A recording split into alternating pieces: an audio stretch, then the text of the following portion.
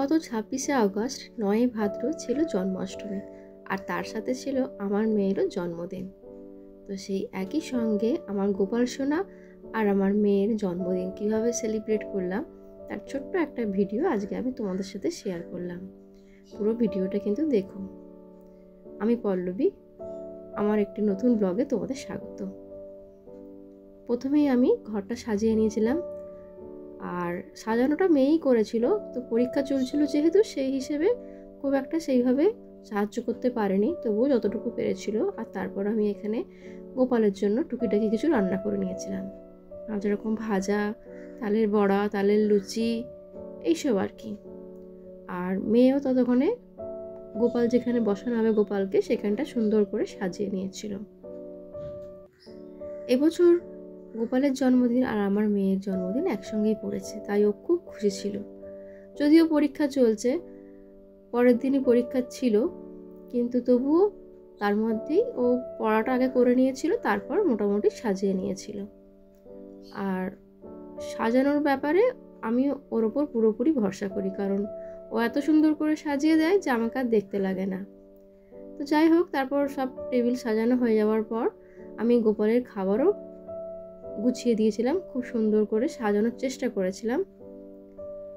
আর এখানে এই যে তালের ফুলুরি, পনিরের একটা তরকারি ছিল, 5 রকম ভাজা, মানে বেগুন ভাজা, আলু ভাজা, পটল ভাজা, নারকোল ভাজা, কাঁকরোল ভাজা, 5 রকম ভাজা, লুচি ছিল, এমনি সাদা মানে ময়দার লুচিও ছিল আর তালের লুচিও ছিল, আর ফল ছিল। তারপরে নানা রকম স্ন্যাক্সের একটা প্লেট ছিল, নাড়ু দিয়ে একটা প্লেট ছিল, আর মিষ্টি ছিল 5 রকম।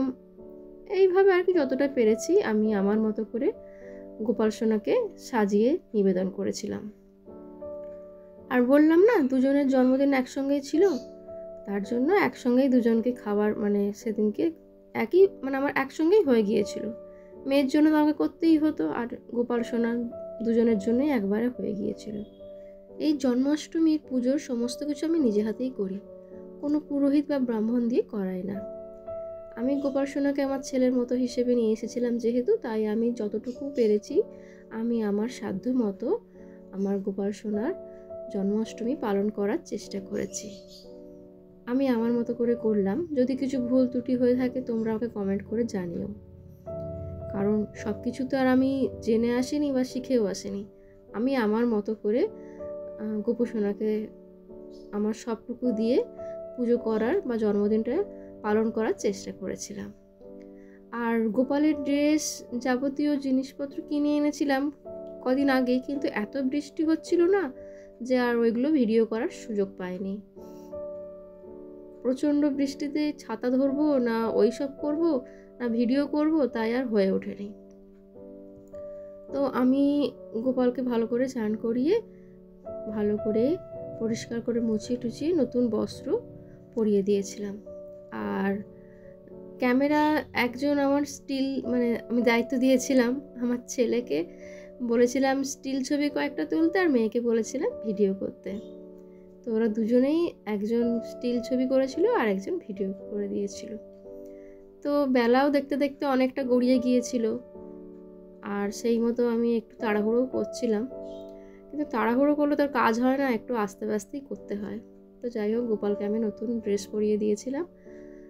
আর গোপালের ড্রেসটা আমার মেয়েই পছন্দ করে বরাবর, মানে কালার কম্বিনেশনটা একই শেডের। ও গোপালের এটা কিনেছিলাম, আর এই শেডেরই ও নতুন যে জন্মদিনের জন্য জামাটা মানে কেনা হয়েছিল, সেটা ওই একটুখানি এদিক ওদিক আর কি রঙের, নইলে সেই একই বলা যায়।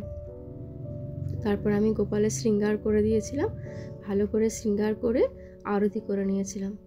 বললাম না, সবটাই আমি আমার মতো নিজের মতো করে করি, তাই আমি আমার মতো করেই পুজোটা করেছিলাম।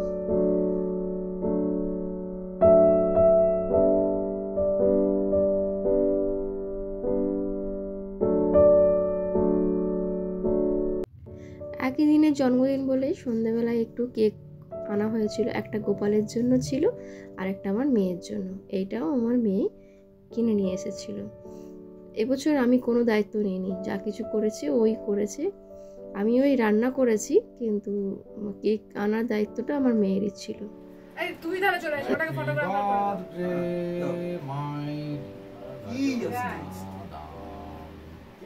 Happy birthday to you, happy birthday to you, happy birthday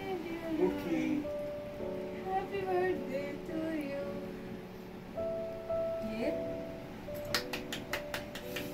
নাও হাতলাম কাটো।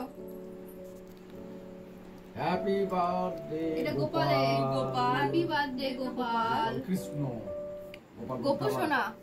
তো যেহেতু এটা মানে এটা এগলেস, তো ওই জন্য আমি এটা দিতেও পারবো না। ঠিক আছে, আগে ভাইকেই দেবো। তো দেবো কি করে? একটুখানি এই তো এটা দিয়ে দাও। হ্যাঁ। তো ওই দিন আমার বাড়তি পাওনা যেটা হয়েছিল, আমার বোন এসেছিল, ও থাকে বাঁকুড়ায়, ওর কিছু কাজে কলকাতায় এসেছিল। তো ওই দিন আমাদের বাড়িতে এসেছিল। এটা ছিল আমার মেয়ের কাছে বাড়তি পাওনা, মানে ও ভীষণ ভালোবাসে ওর মানিকে, তাই ও আসতে খুব খুশি হয়েছিল।